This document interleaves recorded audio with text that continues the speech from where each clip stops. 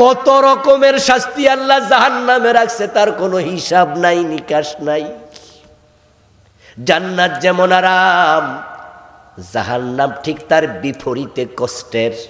ফাত্তাকুন্নার, কোরআনে আল্লাহ বলে জাহান্নাম থেকে বেঁচে থাকো। কিভাবে বাঁচবেন? বাঁচার পথ কোরআনের আমল।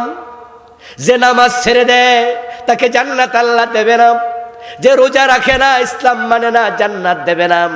জান্নাতের জন্য আমল করো, আমল আমল। ইমানের যত্ন নিয়ে দোস্ত, শিরিক করো না। আমলের ব্যাপারে সাবধান, বেদাতের সাথে মিশাইও না। জাহান্নাম বড় জঘন্য জায়গা, ওখানে শুধু আযাব আযাব আযাব। দুনিয়ার আগুনের চেয়ে জাহান্নামের আগুনের তেজস্ক্রিয়তা হবে 70 গুণ বেশি।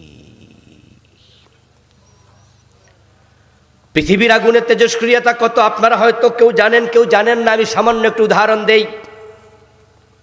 মোমবাতির আগুন হচ্ছে পৃথিবীর আগুনের মাঝে সবচেয়ে কম উষ্ণ।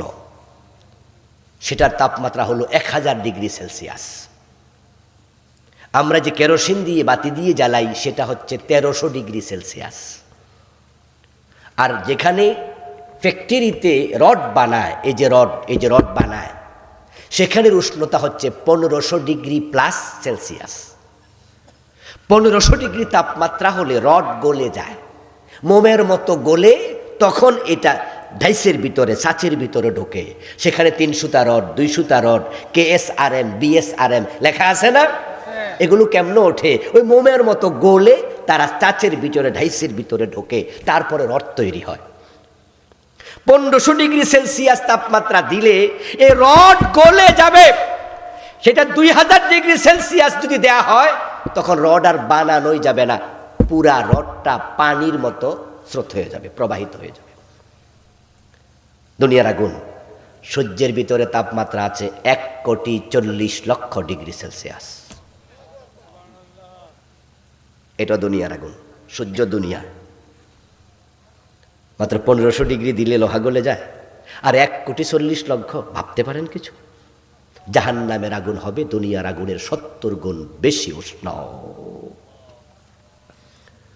নারুকুম জুজউন মিন 70 জুজইম মিন নারি জাহান্নাম। নবীজি সাল্লাল্লাহু আলাইহি ওয়াসাল্লাম বলেন, দুনিয়ার মানুষ শোনো, তোমাদের জাহান্নামের আগুনের উষ্ণতা, দুনিয়ার আগুন এটা তো কিছুই না, 70 গুণ বেশি। আল্লাহ তাআলা জাহান্নামের আগুনকে যখন বানালেন, 1000 বছর লাগাতার এটাকে জ্বালালেন। 1000 বছর জ্বলতে জ্বলতে জাহান্নামের আগুন লাল হয়ে গেল। সুম্মা উকিদা আলাইহা আলফা সানা হাত্তা বিয়াদ্দাত। আরো 1000 বছর জ্বালালেন, এটা সাদা হয়ে গেল। সুম্মা উকিদা আলাইহা আলফা সানা, জাহান্নামের আগুনকে আল্লাহ আরো 1000 বছর জ্বালালেন। হাত্তা সুওয়াদ্দাত ফাহিয়া সাউদাউ মুজলিমা, এটা কালো হয়ে গেল। জাহান্নামের আগুন এখন নিকষ কালো। জাহান্নামীকে যখন জাহান্নামে ফেলা হবে, নাদিজাত জুলুদুহুম, জাহান্নামে দেওয়ার সাথে সাথে গায়ের চামড়া জ্বলে পুড়ে ছাই হয়ে যাবে, মাংস জ্বলে পুড়ে 1 সেকেন্ডের ভিতরে ছাই হয়ে যাবে। জাহান্নামে তো জঘন্য জায়গা, ওখানে মানুষকে ফেলার পর সে সাথে সাথে যাই ছাই হবে, কিন্তু মরবে না। লা ইয়ামুতু ফিহা ওয়ালা ইয়াহইয়া, সেখানে মৃত্যু আসবে না, আবার বাঁচবেও না। ওই জাহান্নামের ভিতরে মানুষ এত বেশি পিপাসিত হবে, পিপাসিত হওয়ার পর ইস্তাগীসু ইউগাসু বিমাইন কালমুহুল ইয়াশবিল ওয়ুজুহ, সে আল্লাহর কাছে পানি চাইবে, তখন তাকে আল্লাহ এমন পানি দেবে যেই পানিটা এত গরম, হামিমা ওয়া গাসসাকা, ওইটা মুখের কাছে নেয়ার সাথে সাথে তার মুখের গোস্তগুলো পুড়ে পানির মাঝে পড়বে।